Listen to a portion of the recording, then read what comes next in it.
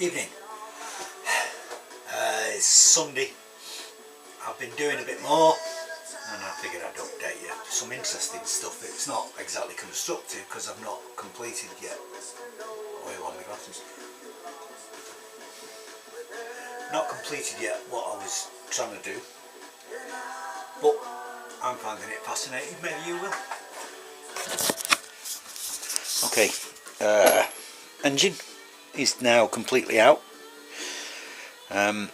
Everything that people told me about these engines has turned out to be true. For example, that is completely seized, so I've had to cut the bracket off with the angle grinder. Hey ho, I'll get it out somehow. This is why a lot of them have this actually fractured, but I ain't going to do that. The other thing that interested me was the sprocket. Ooh, what's that all about? Now I do hope it's the sprocket that's knackered. It's supposed to be sacrificial so that the shaft always stays good, but if it's not, I've got a problem.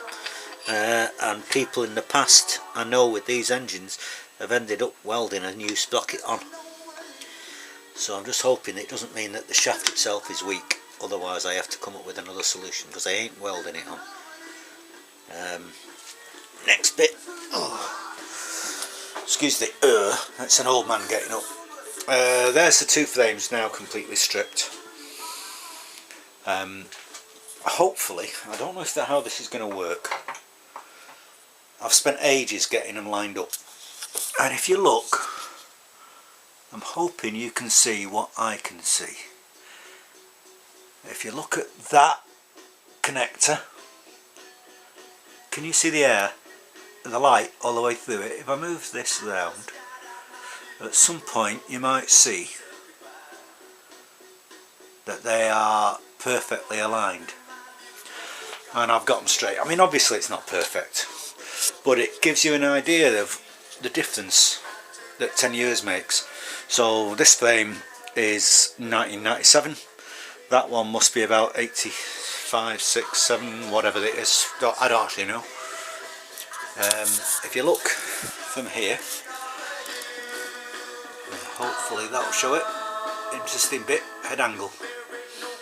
So the modern frame's supposed to be more of a track type frame, more racy, faster steering, and you can see it. If you follow the line down, identical. Engine mounts, obviously identical. It seems, oh, obviously that bit I've already shown you, the bottom one's the same, but I've got a pin holding it up at the back to get it all true and square. So what I need to do, I need to take measurements from this shaft to the centre line of this shaft and the offset to that, compared with that point there, because that's static. So that and that are static, that is the free floating one, and it's identical on this. That point to this point is static, where that ends up being here is the free floating one. I may be able to take this whole tube out by chopping through the sidewalls and plant it here. You know, my problem is this removable bracket.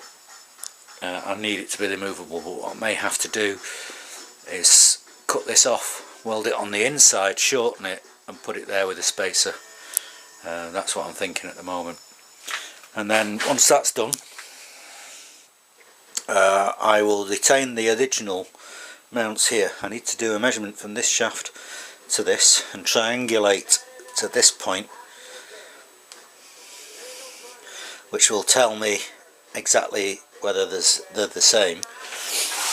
And then I'm going to cut this bracketry off here, but not, that's also part of the swing arm mount, which I won't be using, so I'll chop it here because I don't need that bit and lay it over those.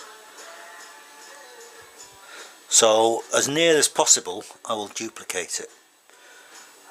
I mean, if I can get it anywhere within quarter of an inch of where it is from this to that, that's good enough, because I can fine tune it with the dogleg adjustables. Anyway, I just thought you might be interested. It's kind of weird looking at the two. It looks like the older frame is taller, but actually the seat height, when you come back here where your bum sits, would be actually taller on the modern day bike, because that back one's flat and this one ramps up, and the tank on this one stops about here, same as the other one, so that is lower than this, but it looks as if it's not. But it just fascinates me that they've reused, when you follow those lines,